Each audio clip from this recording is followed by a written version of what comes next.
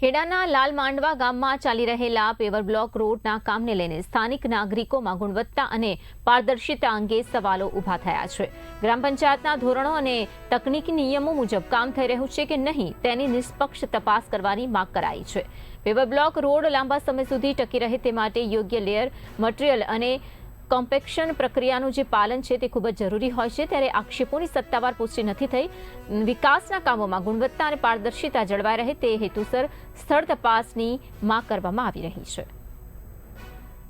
નમસ્કાર મિત્રો, મેં અગાઉ લાલમાંડવા ગ્રામ પંચાયતના સીસી રોડના ખરાબ મટીરિયલ બાબતે વિડીયો વાયરલ કરેલો અને તે વખતે એન્જિનિયર શ્રી આવ્યા અને તેમણે અટકાવ્યો પણ ખરો અને સારું મટીરિયલ વાપરીને રોડ બનાવો તેવું કહ્યું પણ ખરું, પરંતુ તે રોડ તેમણે બનાવ્યો નહીં અને અત્યારે હાલ તેની જગ્યાએ બ્લોક યુઝ કરવાનું નક્કી કર્યું છે। એ લોકો એને બ્લોકથી રોડ બનાવીશું એવું બ્લોક નાખવાના નક્કી કર્યા છે। સીસી રોડ બંધ રાખ્યો તો બ્લોકની અંદર પણ આ લોકોએ ખરાબ મટીરિયલ વાપરવાનું કર્યું છે। કઈ રીતે? તો એની અંદર એવો હોય છે જ્યાં ટ્રેક્ટરો જેવા ભારે વાહનો જતા હોય તેની અંદર 80 mm બ્લોક જોઈએ, પરંતુ અહીં પાતળો બ્લોક નાખવામાં આવ્યો છે। આ રીતે ખરાબ મટીરિયલનો યુઝ કરવામાં આવ્યો છે।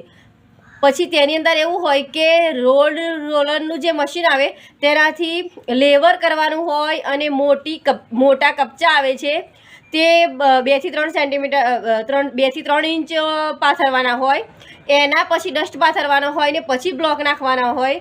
અને બીજી મેઇન વાત એ છે કે આની પથરાયા પછી જે રોડ બ્લોકની જાડાઈ હોય એ 8 થી 11 ઇંચ સુધીની હોવી જોઈએ, પરંતુ અહીં ડસ્ટ પાથર્યો નથી। ફક્ત જેમ લોટ ભભરાવે તેમ ખાલી